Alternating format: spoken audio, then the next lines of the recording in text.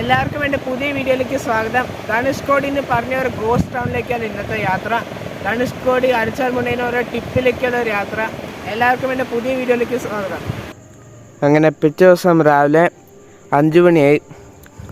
ഞങ്ങളിപ്പം ധനുഷ്കോടി ടിപ്പ് കാണാൻ വേണ്ടി പോവാം. ഇന്ത്യയുടെ ഒരു എൻഡിലേക്കാണ് ഞങ്ങളിപ്പോൾ പോകാൻ പോകുന്നത്.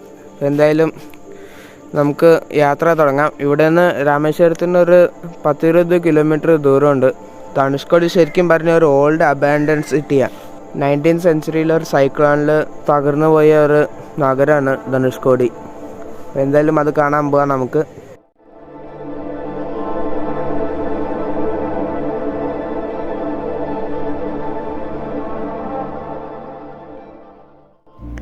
രാവിലെ രാമേശ്വരത്തുള്ള ശ്രീ രാമനാഥസ്വാമി ടെമ്പിളിൻ്റെ സൈഡിൽ തീർക്കാം. രാമനാഥപുരം മറ്റേ സ്ഥലത്ത് നിന്ന് രാവിലെ ബസ് സർവീസ് ഉണ്ട് രാമേശ്വരത്തേക്ക്. വെളുപ്പിന് 5 മണിക്ക് രാമനാഥസ്വാമി ടെമ്പിൾ തുറക്കും. വെളുപ്പിനുള്ള ദർശനം പൂജയൊക്കെ ചെയ്യാൻ വേണ്ടി ആൾക്കാർ വന്നുകൊണ്ടിരിക്കുക.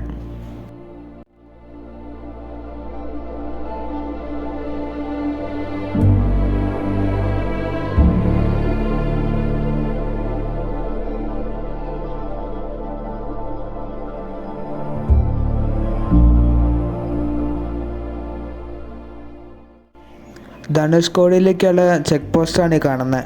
രാവിലെ 6 മണിക്ക് ചെക്ക് പോസ്റ്റ് തുറന്ന് വണ്ടികളെ കടത്തി വിടുള്ളൂ. ധനുഷ്കോടിയിലേക്കുള്ള റോഡ് എല്ലാവർക്കും അറിയാമായിരിക്കില്ല. റോഡിൻ്റെ 2 സൈഡിൽ മൊത്തം കടലായിരിക്കും. പിന്നെ രാത്രിയിൽ ഉയർന്ന വേലിയേറ്റമൊക്കെ ഉള്ളത് കാരണം ചിലപ്പോൾ റോട്ടിലേക്കൊക്കെ തിരയടിക്കാനുള്ള സാധ്യതയുണ്ട്. പിന്നെ എപ്പോഴാണ് കാറ്റും അതൊക്കെ ഉണ്ടാവുമെന്ന് പറയാൻ പറ്റില്ല. അപ്പോൾ ഇതൊക്കെ കാരണം രാത്രി വന്ന് ടൂറിസ്റ്റുകൾ ധനുഷ്കോടിയിലേക്ക് വിടാത്തത്. രാവിലെ 6 മണി തൊട്ട് വൈകുന്നേരം 6 മണി വരെ ധനുഷ്കോടിയിലേക്ക് പ്രവേശനമുള്ളൂ.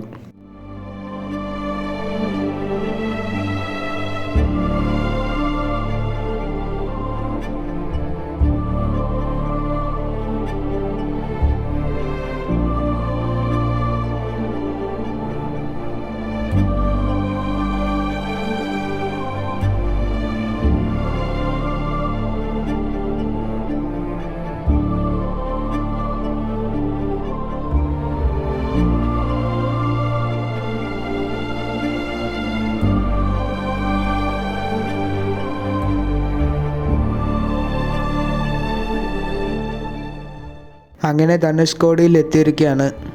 ഈ റോട്ടിൽ മൊത്തം ആടുകൾ കിടക്കുന്നത് കാണാൻ പറ്റും. രാത്രി വണ്ടികൾ പോകാത്തതുകൊണ്ട് ആടുകളൊക്കെ റോട്ടിലായിരിക്കും ഉറക്കം. ഇത് മുന്നിൽ ധനുഷ്കോടി ലൈറ്റ് ഹൗസ് കാണാൻ പറ്റും. ഈ കാണുന്ന കെട്ടിടങ്ങളെല്ലാം ടെമ്പററി സെറ്റപ്പാണ്. മിക്കതും ഷീറ്റ് കൊണ്ട് ഉണ്ടാക്കിയത്. ഇനി ഉടനെ ടിപ്പിലേക്ക് ഒരു 1.5 കിലോമീറ്റർ ദൂരമുണ്ട്. അങ്ങനെ റോഡിൻ്റെ 2 സൈഡിൽ കടൽ കാണാൻ തുടങ്ങി. ഇന്ത്യയിലത്തെ സൗത്ത് ഈസ്റ്റേൺ ടിപ്പിലേക്ക് ഞങ്ങൾ എത്തിക്കൊണ്ടിരിക്കുക. ഇന്ത്യയിലത്തെ തന്നെ ഒരു കിടിലൻ സ്ട്രെച്ചിൽ കൂടിയാണ് ഞങ്ങൾ പോയിക്കൊണ്ടിരിക്കുന്നത്.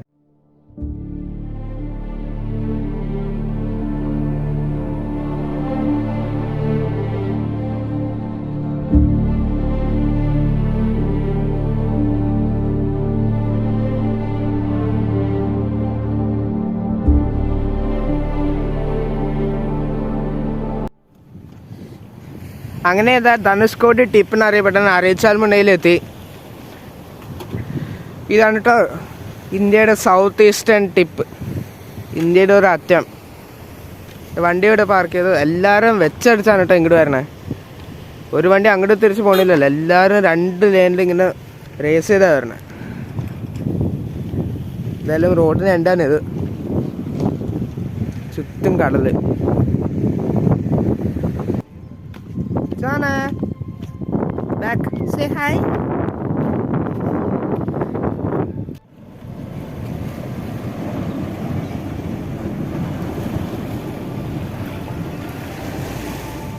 അരച്ചാൽ മുനൈ 3 കടലും കൂടെ ഒന്നിച്ചു ചേർന്ന ഒരു സ്ഥലമാണിത്. ഇന്ത്യൻ ഓഷ്യനും അറേബ്യൻ സീയും ബേ ഓഫ് ബംഗാളും. ഇന്ത്യയിലത്തെ സൗത്ത് ഈസ്റ്റേൺ ടിപ്പാണിത്. ധനുഷ്കോടിയുടെ ഒറിജിൻ ഹിന്ദു പുരാണങ്ങളിൽ കാണാൻ പറ്റും. ഇവിടെ നിന്ന് ശ്രീലങ്ക എന്ന് പറഞ്ഞ മധ്യ രാജ്യത്തേക്ക് ഏകദേശം 15 കിലോമീറ്റർ ദൂരം കാണുള്ളൂ. ഗൂഗിൾ മാപ്പിൽ നോക്കിക്കഴിഞ്ഞാൽ 1000 വർഷങ്ങൾക്ക് മുമ്പ് ഇന്ത്യയും ശ്രീലങ്കയും തമ്മിൽ ഒരു കണക്ഷൻ ഉണ്ടായിരുന്നെന്ന് അറിയാൻ പറ്റും. അതിന് രാമസേതു എന്ന് അറിയപ്പെടും. ഹിന്ദു പുരാണങ്ങളനുസരിച്ച് ഹനുമാന്റെ വാനര സൈന്യം ശ്രീരാമന് വേണ്ടി ഇവിടെ രാമസേതു നിർമ്മിച്ചു. ശ്രീരാമൻ സീത എന്നറിയപ്പെടുന്ന തൻ്റെ ഭാര്യനെ രക്ഷിക്കാൻ ലങ്കയിൽ എത്തിപ്പെടാൻ വേണ്ടി ശ്രീരാമന്റെ വാനര സൈന്യങ്ങളാണ് രാമസേതു പാലം നിർമ്മിച്ചതായെന്ന് വിശ്വസിക്കുന്നു. ഇതിഹാസം അനുസരിച്ച് ഫ്ലോട്ടിംഗ് സ്റ്റോൺസ് ഉപയോഗിച്ചാണ് ഈ ബ്രിഡ്ജ് പണിത്.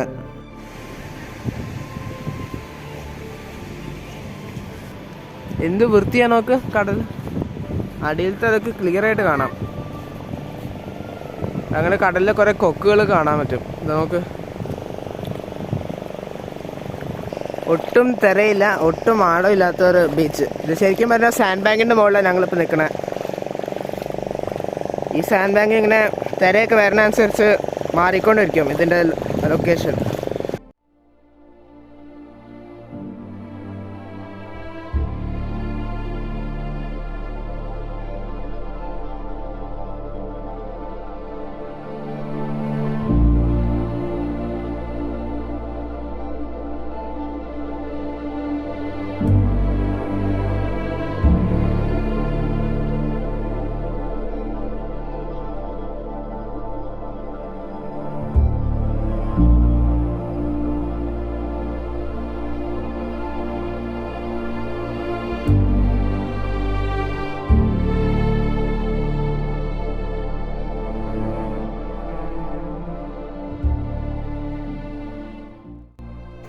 എന്തായാലും നല്ല വൃത്തിയുള്ള ബീച്ചാണിത്.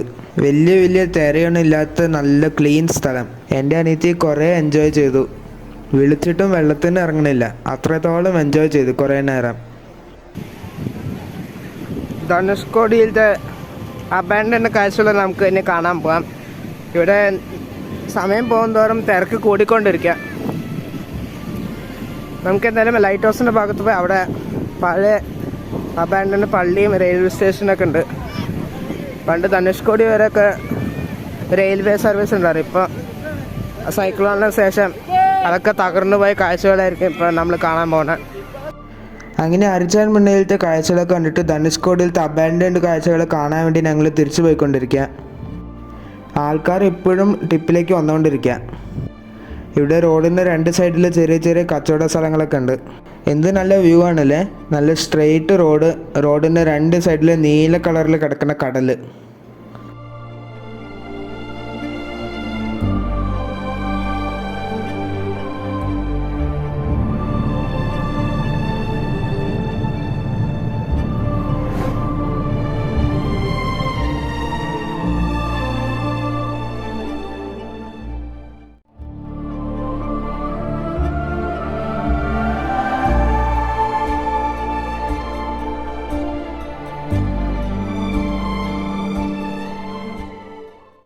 ധനുഷ്കോടി എന്ന് പറഞ്ഞ ഒരു വില്ലേജിലെത്തി. ഇവിടെ മൊത്തം കടകളാണ് ഈ റോഡിന് രണ്ട് സൈഡിൽ കാണുന്നത്. ഇത് മൊത്തം ടെമ്പററി സെറ്റപ്പാണ് കേട്ടോ. ഇത് ടെമ്പററി കൺസ്ട്രക്ഷനാണ് ഇതൊക്കെ. ഇവിടെ അങ്ങ് ദൂരം ലൈറ്റ് ഹൗസ് കാണാൻ പറ്റും, ധനുഷ്കോടി ലൈറ്റ് ഹൗസ്. ഇവിടെ പണ്ടത്തെ ധനുഷ്കോടി സിറ്റിയുടെ പൊട്ടി ഒളിഞ്ഞ കെട്ടിടങ്ങളൊക്കെ കാണാൻ സാധിക്കും. അതിപ്പുറത്ത് പുതിയ അമ്പലം പണിതുകൊണ്ടിരിക്കുക.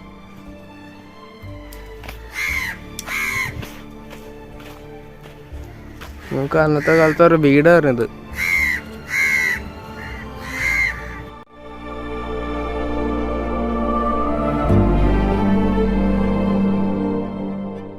അന്നത്തെ അത് കോറലിനെ കൊണ്ടൊക്കെയാണ് ഇതൊക്കെ ഉണ്ടാക്കിയത്. കോറലിൻ്റെ പീസ്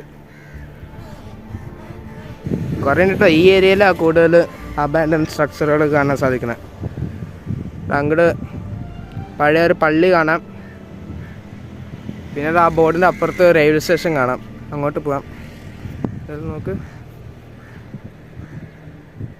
അന്നത്തെ കാലത്ത് എന്തോരം ജനങ്ങൾ താമസിച്ച സ്ഥലമായിരുന്നു അത്. ധനുഷ്കോടിന് ഒരു പണ്ട് വലിയൊരു സിറ്റിയായിരുന്നു. ഇതിങ്ങോട്ടേക്ക് കുറേ കിടക്കാം. നോക്ക്, അതൊരു അമ്പലം പറഞ്ഞാൽ എനിക്ക് തോന്നുന്നത്. കൊത്തുപണികളൊക്കെ കാണാൻ സാധിക്കും.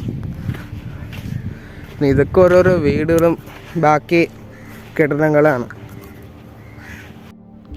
ഇന്ത്യയിലത്തെ സൗത്ത് ഈസ്റ്റേൺ ടിപ്പിലായ തമിഴ്നാട്ടിലെ പാമ്പൻ ഐലാൻഡിൽ സ്ഥിതി ചെയ്യുന്ന ഒരു അബാൻഡൻഡ് ടൗണാണ് ധനുഷ്കോടി.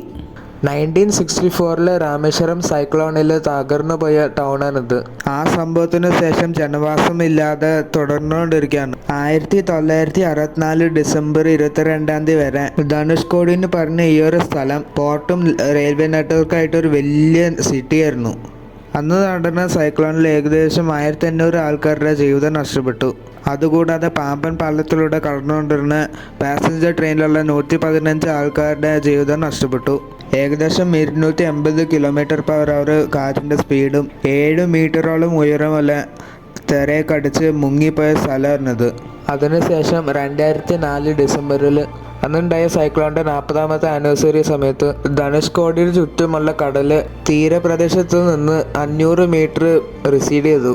അപ്പോൾ ധനുഷ്കോടി നഗരം തകർന്നു പോയതിൻ്റെ കാഴ്ചകളൊക്കെ കാണാൻ പറ്റുമായിരുന്നു. അപ്പോഴാണ് മറക്കാൻ പറ്റാത്ത വേറൊരു ഡിസാസ്റ്റർ സംഭവിച്ചത്, സുനാമി.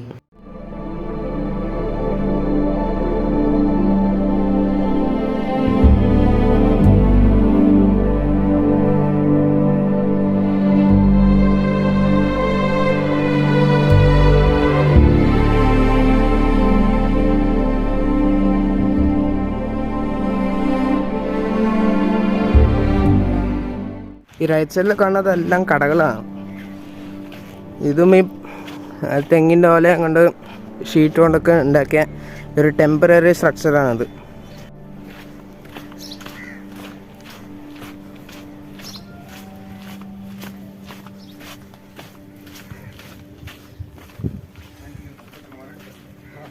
മുന്നൂറിലധികം വർഷം മുതൽ പോർച്ചുഗീസ് ചർച്ചാണ് 1964 സൈക്ലോണിക് സ്റ്റോമിൽ തകർന്നു പോയത്. ആ ഒരു ചർച്ചാണ് ഈ കാണുന്നത്. അന്നത്തെ കാലത്ത് ചെങ്കല്ലും കോറൽസും ഉപയോഗിച്ച് പണിത പള്ളിയാണിത്.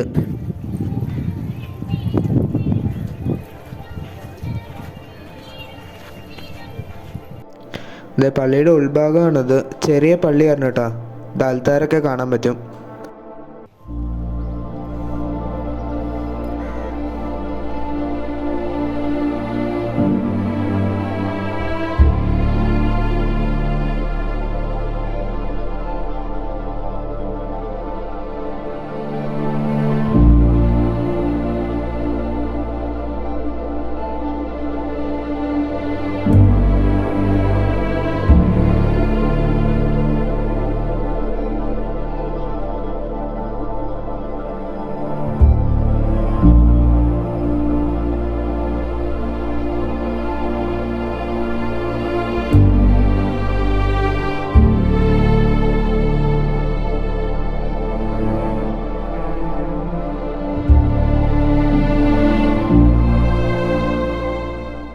ഇവിടെ പള്ളിയുടെ സൈഡിൽ കുറേ സോനിയർ കടകളൊക്കെ ഉണ്ട്. ഇവിടെ നിന്ന് കളക്ട് ചെയ്ത ഷെല്ല് കൊണ്ട് കുറേ വെറൈറ്റി സംഭവങ്ങളൊക്കെ ഉണ്ടാക്കിയിട്ടുണ്ട്. അതെല്ലാം വിൽക്കാൻ വെച്ചിട്ടുണ്ട്. എന്തായാലും ഈ ഒരു കാഴ്ചയും കാണാൻ പറ്റി. ഈ പള്ളിയുടെ നേരെ ഓപ്പോസിറ്റ് തന്നെ ധനുഷ്കോടിയിലത്തെ പഴയ റെയിൽവേ സ്റ്റേഷനുണ്ട്. അതും സൈക്ലോണിൽ തകർന്നു പോയ ഒരു സംഭവമാണ്. എന്തായാലും നമുക്ക് അത് കാണാൻ പോവാം. ഇവിടെ പള്ളിയുടെ അടുത്ത് ഒരു കിണർ കാണാൻ പറ്റും. കടലിൻ്റെ അടുത്താണെങ്കിലും ഇതിനകത്ത് ഫ്രഷ് വെള്ളമാണെന്ന് പറയുന്നത് കേട്ടെ. പഴയ ധനുഷ്കോടി റെയിൽവേ സ്റ്റേഷനാണ് റൈറ്റ് സൈഡിൽ കാണുന്നത്.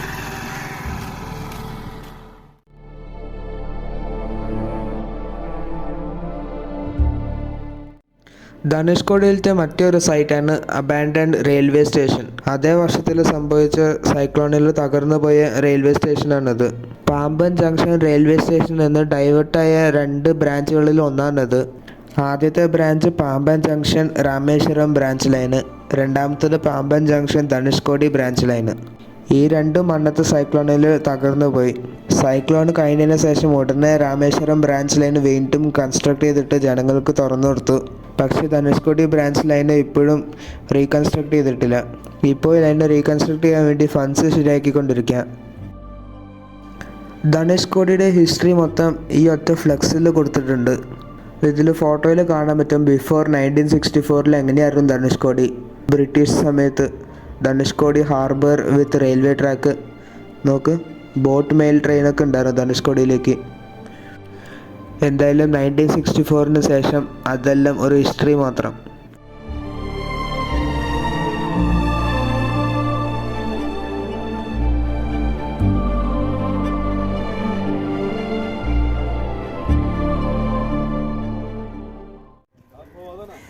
ഇത് നോക്ക്, പഴയ റെയിൽവേ ട്രാക്കായി കാണുന്നത്.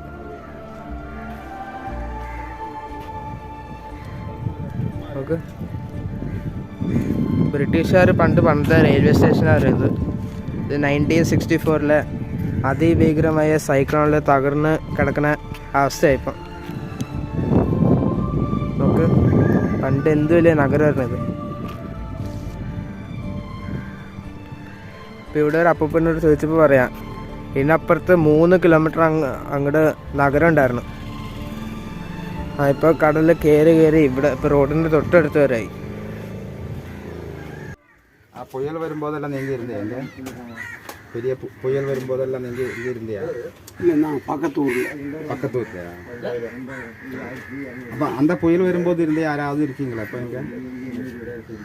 அந்த புயல் வரும்போது பெரிய புயல் வரும்போது இந்த அங்கனைக்கில் ஒரு ஆள் அந்த ரோட்டு மேலே இளநீ கடை வச்சுருக்காரு. இளநீர் கடை. அவர் வயசு ஒன்று. அவரோட ஒரு அம்மா அவர் இருந்தார். இங்கே எல்லாம் நிறைய வீடுகள் எல்லாம் இருந்ததில்ல? அப்போ எல்லாம் தண்ணியில் போயிடுச்சு. இந்த பக்கம் ஆஸ்பத்திரி எல்லாம் தண்ணியில் போயிடுச்சு. ஆஸ்பத்திரி போயிடுச்சு, பள்ளிக்கூடம் போயிடுச்சு. எத்தனை பேர்? அது சொல்ல முடியாது. ஆஃபீஸரில் வேலை பார்க்குறாங்கல்ல, அந்த சைடு தான் வீடு அவங்களுக்கு. அதான் அந்த சைடு தான் ஜாஸ்தி போயிருது. அந்த சைடு தான் ஜாஸ்தி போனது. கடல் உள்ளே வந்துருச்சு. 3 கிலோமீட்டருக்கு அங்கிட்டு தான் கடல் ஃபஸ்ட்டு. இப்போ அந்த சூறைக்காற்று அடிச்சுல அதோட கடல் வந்துச்சு 3 கிலோமீட்டர். இதுதான் பிரிட்டிஷ் கட்டின ரயில்வே ஸ்டேஷன். வாட்டர் டேங்க் இது റെയിൽവേ സ്റ്റേഷൻ വാട്ടർ ടാങ്ക്. ഇപ്പോൾ ഈ കാണുന്നത് റെയിൽവേ സ്റ്റേഷനിലെ വാട്ടർ ടാങ്കാണ്. അപ്പോൾ സ്റ്റേഷൻ ഏതാ? റെയിൽവേ സ്റ്റേഷൻ അപ്പുറത്ത്. പിന്നെ എന്നാലും എന്ത് വലിയ ഡിസാസ്റ്റർ ആണല്ലേ ഇവിടെ സംഭവിച്ചത്. ഇവിടെ നോക്ക്, എന്ത് വെറൈറ്റി ഷെല്ലുകൾ നോക്ക്.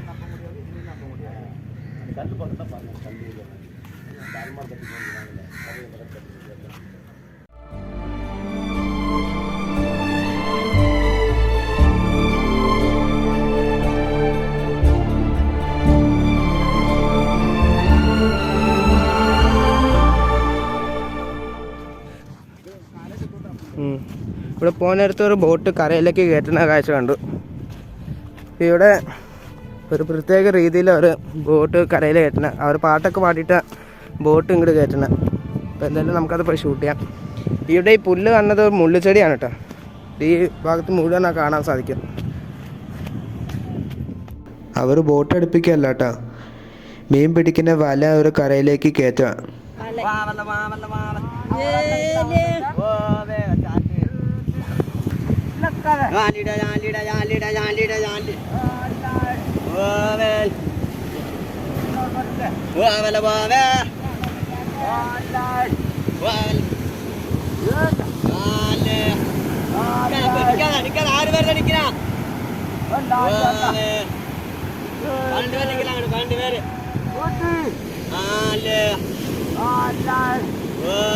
ഇപ്പുറത്തെ സൈഡിലും വല കയറ്റുന്നുണ്ട്.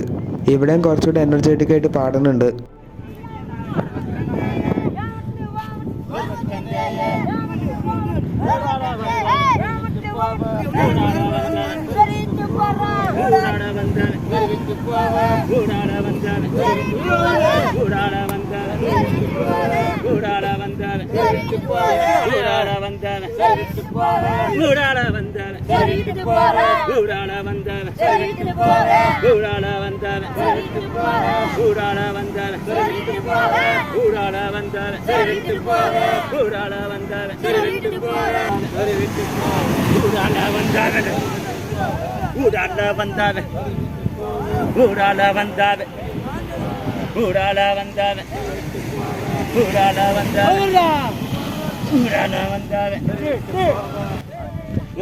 ഇവർ അരയിൽ കിട്ടണം, അരയിൽ കെട്ടിട്ടാ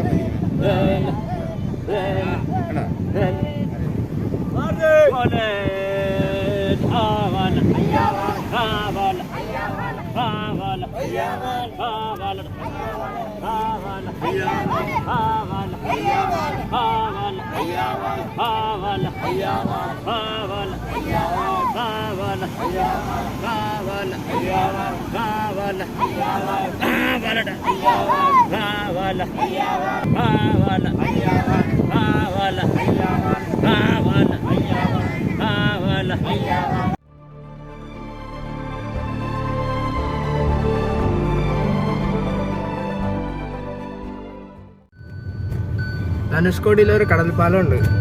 ആ കടൽപ്പാലത്തിലേക്ക് പോകുന്ന വഴിയായത് ഒരു മണ്ണ് വഴി. ഇതിൽ മറ്റേ ഹൈവേനെ ഡീവിയേറ്റ് ചെയ്ത്.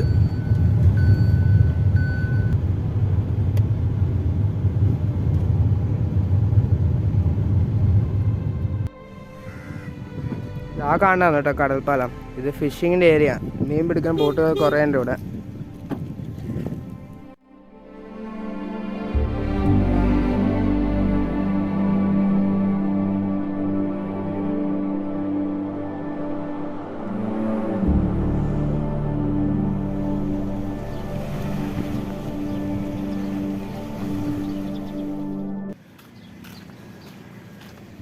ഈ കടൽപ്പാലത്തിൽ നമ്മുടെ കാറ് പോകണമെന്ന് പറയണേ. തിരിക്കാനും പറ്റുമെന്ന് പറയാനുണ്ട്. എന്തായാലും നമുക്ക് കാറ് കയറ്റി നോക്കാം. ഇതാണ് കേട്ടോ സീ വാക്ക്.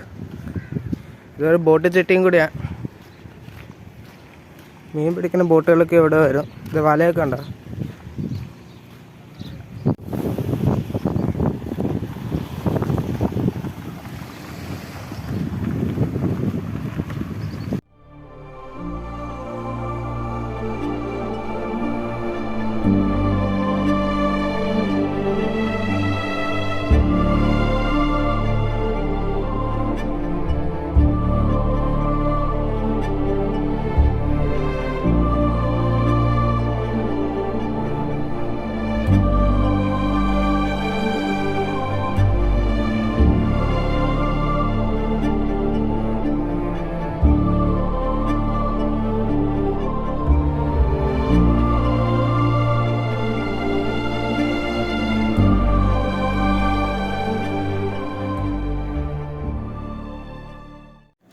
ധനുഷ്കോടിയിലത്തെ ഗ്രാമകാഴ്ചകളാണ് നിങ്ങൾ കാണുന്നത്. ഇവിടെ ബ്രിക്സും കോൺക്രീറ്റ് എന്ന് പറഞ്ഞ സാധനമേ ഇല്ല. വീടുകൾ മൊത്തം ഓല കൊണ്ടും ഷീറ്റ് കൊണ്ടൊക്കെ ഉണ്ടാക്കിയത്. ഇവിടുത്തെ മുക്കുപേര് താമസിക്കുന്ന സ്ഥലമായിരിക്കും. ഇത് നോക്ക്, പീക്കോക്കുകൾ റോഡ് ക്രോസ് ചെയ്യുന്നു.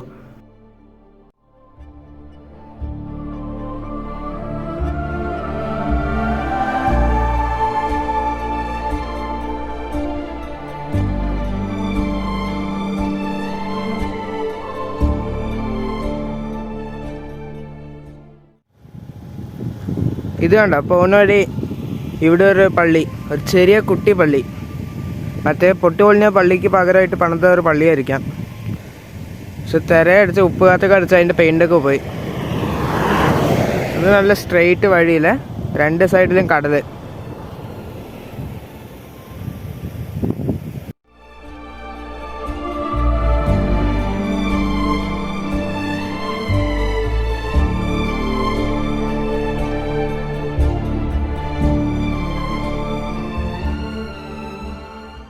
ഇവിടെ വേറെ ഒരു സീ വാക്ക് ഉണ്ട്.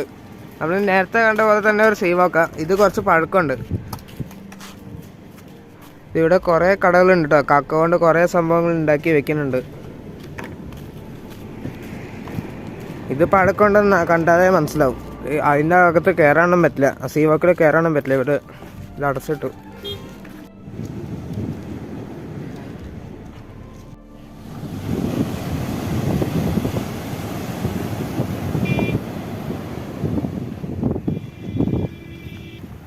ഇവിടെ നല്ല ആഴം കേട്ടോ.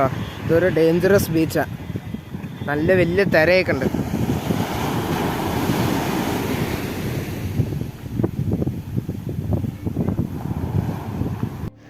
അങ്ങനെ ധനുഷ്കോടിയിലത്തെ കാഴ്ചകളൊക്കെ കണ്ടിട്ട് ഞങ്ങൾ തിരിച്ച് രാമേശ്വരത്തേക്ക് പോവാണ്. രാമേശ്വരത്തും കുറേ സ്ഥലങ്ങൾ കാണാനുണ്ട്. ഡോക്ടർ APJ അബ്ദുൽ കലാം ജനിച്ച സ്ഥലമാണ് രാമേശ്വരം. അപ്പം അതിനെ ബന്ധപ്പെട്ട് കുറേ സ്ഥലങ്ങൾ കാണാനുണ്ട് രാമേശ്വരത്ത്. തിരിച്ചു പോകുന്ന വഴി വേറൊരു റോട്ടിലേക്ക് തിരിഞ്ഞു. കോദണ്ഡരാമർ ടെമ്പിളിലേക്ക് പോകുന്ന വഴിയാണത്. അങ്ങോട്ട് പോകുന്ന വഴിയാണ് അടിപൊളി. രണ്ട് സൈഡിലും വെള്ളം, കടൽ കയറി കിടക്കുന്നതാണ് ഇവിടെ. എന്തായാലും നല്ല ഭംഗിയുണ്ട്.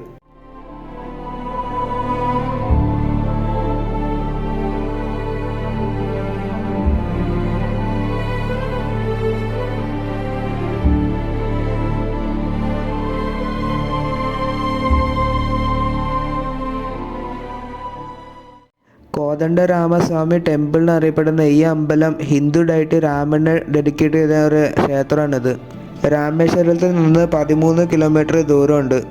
1964 സൈക്ലോണിൽ ധനുഷ്കോടിയെ കരകയറി അതിജീവിച്ച ഹിസ്റ്റോറിക്കലായ ഒരേ ഒരു സ്ട്രക്ചറാണ് ഈ അമ്പലം.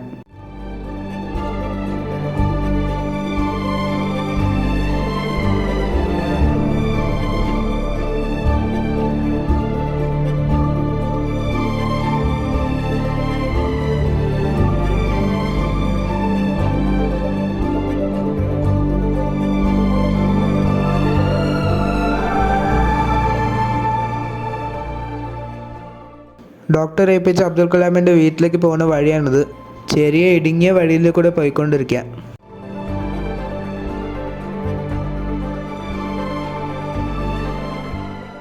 ഇതാണ് കേട്ടോ ഹൗസ് ഓഫ് കലാം. രാമേശ്വരത്തുള്ള മോസ്ക് സ്ട്രീറ്റിലാണ് ഇത് സ്ഥിതി ചെയ്യുന്നത്. ഡോക്ടർ APJ അബ്ദുൽ കലാമിൻ്റെ വീട്ടിൽ അദ്ദേഹത്തിൻ്റെ കുട്ടിക്കാലം മുതൽ സ്കോളർലി സൃഷ്ടികൾ വരെ പല പല പിക്ചേഴ്സും സർട്ടിഫിക്കറ്റുകളും ഡോക്ടറേറ്റുകളും അവാർഡുകളും കൈവശമുള്ള അദ്ദേഹത്തിൻ്റെ ജീവിതത്തിൻ്റെ ഒരു മെമ്മറാണ്ടമായി നിലകൊള്ളുന്നു. അപ്പോൾ ഈ ബിൽഡിങ്ങിൻ്റെ അകത്ത് കയറാൻ പറ്റും. കയറിയിട്ട് ഡോക്ടർ APJ അബ്ദുൽ കലാമിൻ്റെ ലൈഫിനെ കുറിച്ചും ഈ പറഞ്ഞ സർട്ടിഫിക്കറ്റുകളും അവാർഡുകളും മറ്റു നേട്ടങ്ങളെ കുറിച്ചും അറിയാൻ പറ്റും. അപ്പം ഇതിന് ഒരാൾക്ക് 5 രൂപ എൻട്രൻസ് ഫീ ഉണ്ട്. പക്ഷെ അതിൻ്റെ അകത്ത് ഷൂട്ട് ചെയ്യാനൊന്നും സമ്മതിക്കില്ല.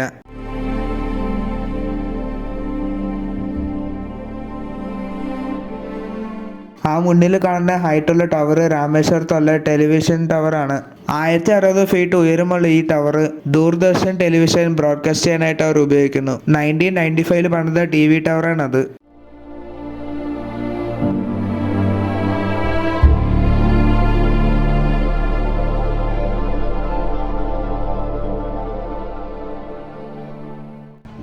ഇനി അടുത്തത് രാമേശ്വരത്തുള്ള ശ്രീ രാമനാഥ സ്വാമി ടെമ്പിളാണ് കാണാൻ പോകുന്നത്. ശിവക്ഷേത്രമാണിത്. ഇന്ത്യയിലത്തെ ചാർധാം ക്ഷേത്രങ്ങളിൽ ഒന്നാണിത്. അത് കാരണം കുറേ നോർത്ത് ഇന്ത്യൻസിനെ കാണാൻ സാധിക്കും. ഒരു ഫേമസ് അമ്പലമാണ് കേട്ടോ ഇത്. 12 ജ്യോതിർലിംഗ ക്ഷേത്രങ്ങളിൽ ഒന്നാണിത്. മുത്തുരാമലിംഗ സേതുപതി എന്ന് പറഞ്ഞ ഒരു രാജാവാണ് ഈ ഒരു ക്ഷേത്രം പണിതത്. ശൈവർ, വൈഷ്ണവർ, സ്മാർതർ എന്നിവരുടെ പുണ്യ തീർത്ഥടന കേന്ദ്രമായാണ് ഈ ക്ഷേത്രം കൺസിഡർ ചെയ്തിരിക്കുന്നത്. ഈ ക്ഷേത്രത്തിന്റെ അകത്ത് 22 തീർത്ഥങ്ങളുണ്ട്. ഈ തീർത്ഥങ്ങളിൽ കുളിക്കുന്നത് രാമേശ്വരത്തേക്കുള്ള തീർത്ഥദാനത്തിന്റെ ഒരു മേജർ ആസ്പെക്റ്റ് ആണ്. ഇത് തപസ്സിച്ച് തുല്യമായി എന്ന് കൺസിഡർ ചെയ്യുന്നു. ക്ഷേത്രത്തിൻ്റെ അകത്തുള്ള കോറിഡോറാണ് ഈ കാണുന്നത്. കൊത്തുപണികളും പെയിൻറ്റിങ്ങെല്ലാം ആയിട്ട് നല്ല ഭംഗിയുണ്ടല്ലേ. ഇന്ത്യയിലെ എല്ലാ ഹിന്ദു ക്ഷേത്രങ്ങളിലും ഏറ്റവും നീളം കൂടിയ കോറിഡോർ ഈ ക്ഷേത്രത്തിനുണ്ട്.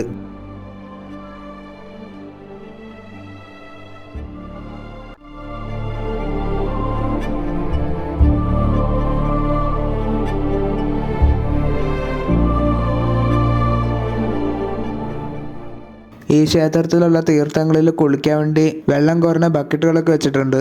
ഈ അമ്പലത്തിൻ്റെ ഉള്ളിലേക്ക് തീർത്ഥങ്ങളിലേക്ക് ഹിന്ദുക്കൾക്ക് മാത്രം പ്രവേശനമുള്ളൂ.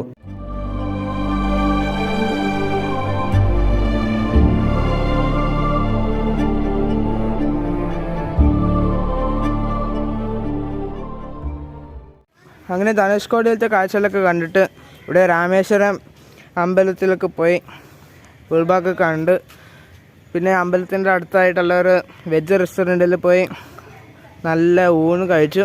എന്നിട്ട് ഇവിടെ റൂമിനോട് വന്നിട്ട് ചെക്കൗട്ട് ചെയ്യാൻ പോവാം. എന്തായാലും ഞങ്ങളിന്നെ തിരിച്ച് യാത്ര തുടങ്ങാം ഞങ്ങളുടെ വീട്ടിലേക്ക്. എന്തായാലും ഈ ഒരു വീഡിയോ ഞാൻ ഇവിടെ വെച്ച് അവസാനിപ്പിക്കാം. ഈ വീഡിയോ ഇഷ്ടപ്പെട്ടെങ്കിൽ എല്ലാവരും ലൈക്ക് അടിക്കുക. ഈ വീഡിയോയുടെ അഭിപ്രായങ്ങളൊന്ന് കമൻറ്റ് ചെയ്യുക.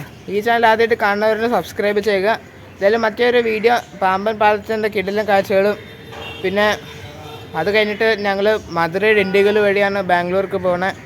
ആ പോകുന്ന വഴിയിൽ കാഴ്ചകളുമായിട്ട് അടുത്ത വീഡിയോയിൽ കാണാം. അതുവരെ ബൈ.